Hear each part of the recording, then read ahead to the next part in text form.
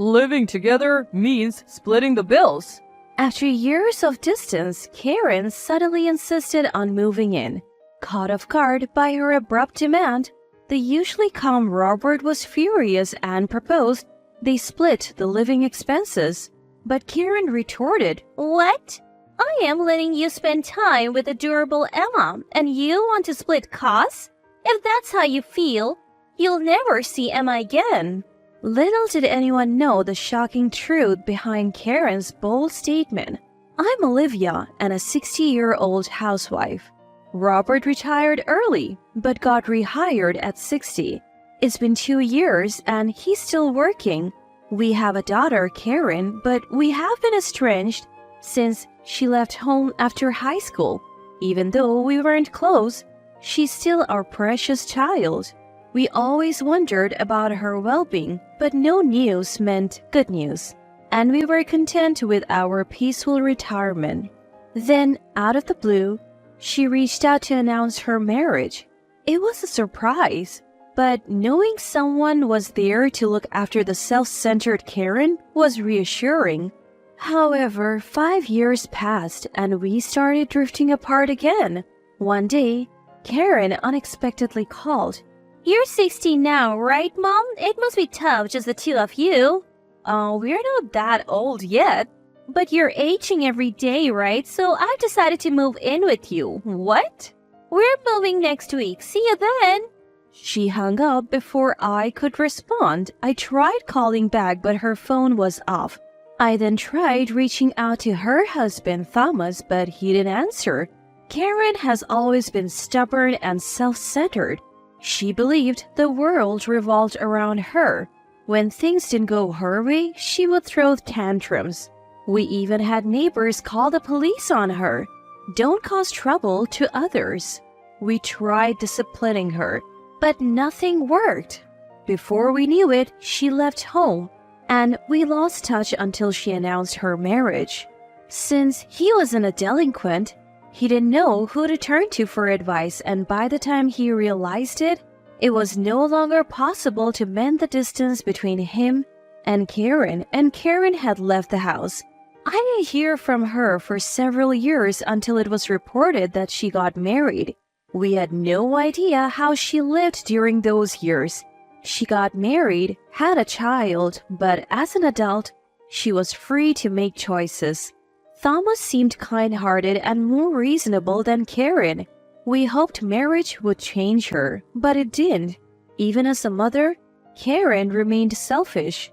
When Robert came home from work, I told him everything. He said, "Leave it to me."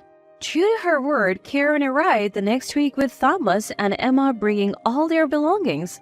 I could see that they had brought in their furniture and household items and were eager to stay. She declared, "I'm taking my old room for Emma," and started setting up. Emma seemed restless. And to make matters worse, Karen took over Robert's study. Furthermore, Karen takes over Robert's study without permission. "We'll use this room," she announced, instructing Thomas to move Robert's things. Thomas, ever the obedient husband, complied. If a family is harmonious, that's great, but this couple seemed more like a master-servant relationship than a loving pair. Then Robert stepped in. "You can use the room you were in before, but don't you dare touch my study. Get out now." He snatched the bags they were moving and kicked Karen and her husband out. "What's your problem? You're old and retired. You don't need a study." "How can you say that? Your father is still working." "I have to keep working to make ends meet. I can't afford to feed you two for free. You'll pay half for the room, utilities, and food.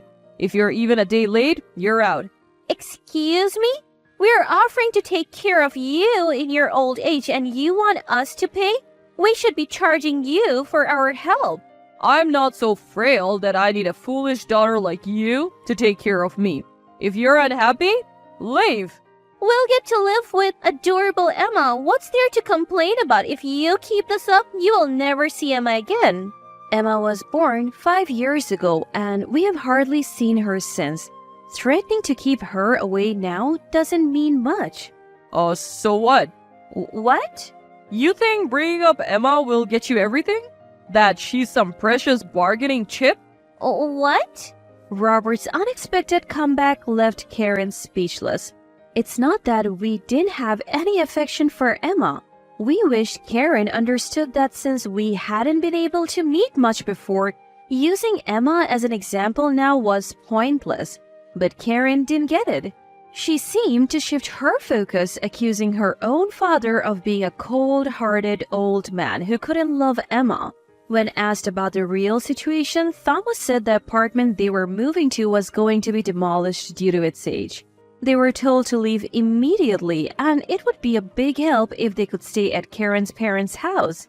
He admitted he felt pathetic, unable to afford moving expenses or rent. Honestly, it's Karen's fault for being so self-centered and struggling financially. She probably had a spoiled life, so this outcome was expected. But young Emma had nothing to do with it. She's at an age where adults should protect her. With that thought, the idea of settling conditions without consideration seemed wrong. Interrupting the ongoing argument between Robert and Karen, I chimed in. I'll give you 1 month. Either move out and live as a family of 3 in a new place, or pay half the living expenses and live with Dad as he suggests. Hey, you know how selfish Karen is, right? If we allow this, she'll definitely take advantage of us. We'll cross that bridge when we get to it. Trying to calm and outrage Robert, they decided on a 1-month trial of living together. Sure, as Robert said, if we showed leniency, Karen might cling like a leech and never let go, but showing a bit of understanding towards Karen might ease things. We decided to use this month to figure out Karen's intentions. Karen was a housewife and didn't work outside. Thomas left the house at a fixed time every morning and returned at a set time. It turned out that, perhaps because Karen was a housewife, their 5-year-old grandchild had never been to a childcare center or preschool. When asked, Karen said, "It's a waste of money. Thomas doesn't earn much." But Thomas wasn't home on weekends. According to Karen, he was working a part-time night shift as a security guard. If you have time to laze around during the day, why not get a part-time job at the supermarket? I couldn't help but comment. You used to laze around at home watching Korean dramas. Why should I be the only one working? Karen snapped back. Thomas always seemed thin, but since they started living together, he seemed even thinner. Was this Karen's strategy? To show a weakening Thomas and gain sympathy? Determined not to fall for such tactics, we decided to just watch from the sidelines. Then, one day, Emma, playing alone in the living room, suddenly said, "Mom is waiting for Grandma and Grandpa to get awake." Confused, we asked, "What do you mean?" "Well, she wants them to go to a place called heaven." Karen rushed out of the room, her eyes wide in shock, and quickly she hurriedly covered Emma's mouth and carried her back into the room. From inside, voices could be heard, with Karen telling Emma not to say unnecessary things and to watch a video and stay quiet. Emma seemed distracted by the promise of her favorite video. Karen emerged from the room acting as if nothing had happened. Kids say the darnest things. She probably picked up that line from TV or something. But would a child say something so specific without hearing it regularly? I don't think it's a word that comes out unless you hear it on a daily basis. I suspect Karen has been talking about our assets and how she can get her hands on them. Whether Thomas knows about it is unclear, but she seemed to discuss it openly in front of Emma. Enough with the lame excuses. Explain yourself. Come on, Mom. Don't look so scary. It's just something a kid said. Don't take it seriously.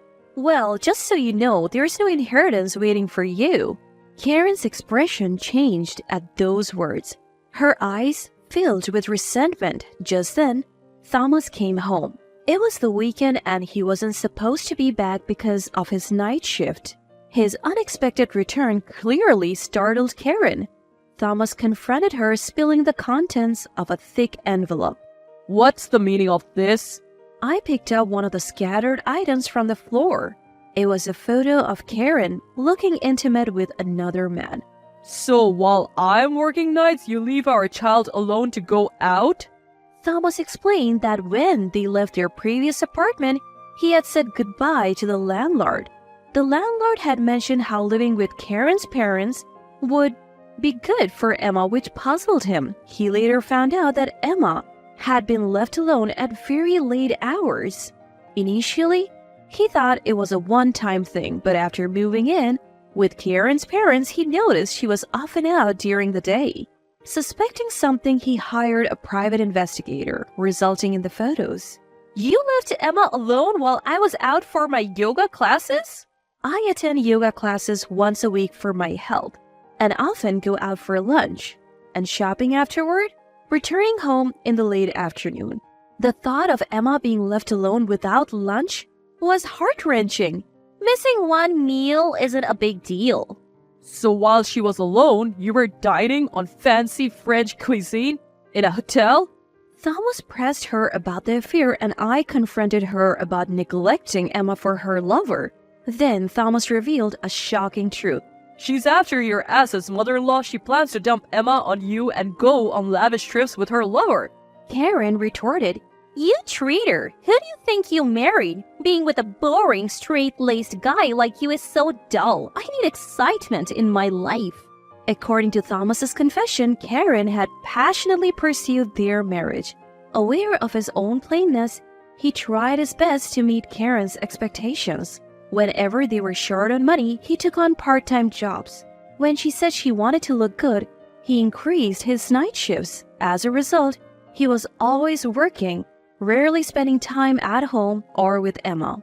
Once, after being away for about half a month, Emma asked, Who are you, Mr.? She didn't recognize her own father, seeing him merely as the man who brought money.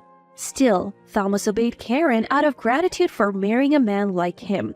However, the money he worked hard for was spent on lavish outings with her lover. She indulged in fine dining while not even providing a proper meal for Emma. He couldn't bear to see his child suffer for Karen's selfishness. I didn't care if I was abundant, and I decided to reveal everything for the sake of my child. I won't be discarded. I'll expose everything for the sake of our child. You are not the one being discarded. You are leaving a foolish wife. Don't you dare call me a fool. I have never neglected to feed a child, no matter how much I despised them. Wake up!